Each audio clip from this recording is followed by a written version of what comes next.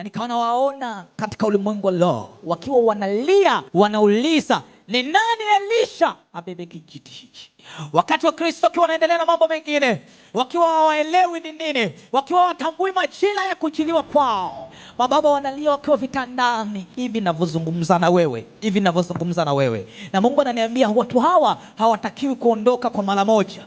Njia tayari imefunguliwa, lakini hawatakiwi kuondoka kwa siku moja, hawatakiwi kuondoka kwa mwaka mmoja, kwa sababu taifa pasipokuwa na wazee ni halina nguvu. Kwa kuondoka kwa watu kwa pamoja kunaweza kukaachilia mlango wa adui kufikia kanisa na kulipiga kanisa. Kwa na watu hawa wanatakiwa waachiliwe, lakini watu hawa hawataki kuondoka. Wanasema yuko wapi Elisha ambaye atabeba hichi tulicho nacho? Wakati huo watumishi wakiwa wako busy na mambo mengine, wakiwa busy na vitu vingine, lakini kuna watu wakubwa wa Mungu wako kwenye njia ya kuondoka na kanisa la Tanzania na usikini. Nasikitika kutangaza kwamba aliyekuwa askofu mkuu wa kwanza wa kanisa letu la Tanzania Assemblies of God, ndugu yetu Emmanuel Lazaro amefariki.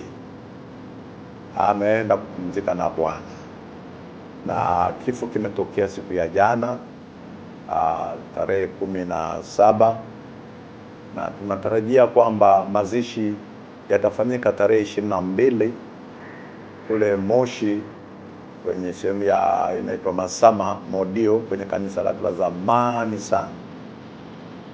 Kwa hiyo ndugu zangu, Mungu imempendeza kumpumzisha baba yetu.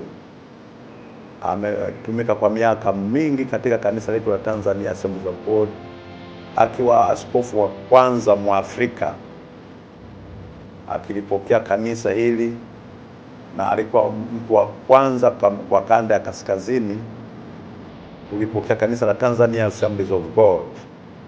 Ametumika ndani ya kanisa kwa muda wa miaka 24.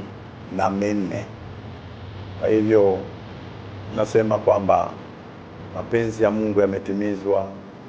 Bwana alitoa na Bwana alitoa. Mungu abariki. Mungu aibariki familia yake na kuifariji katika kipindi hiki cha majonzi. Asanteni sana. Bwana atukuzwe. Amen.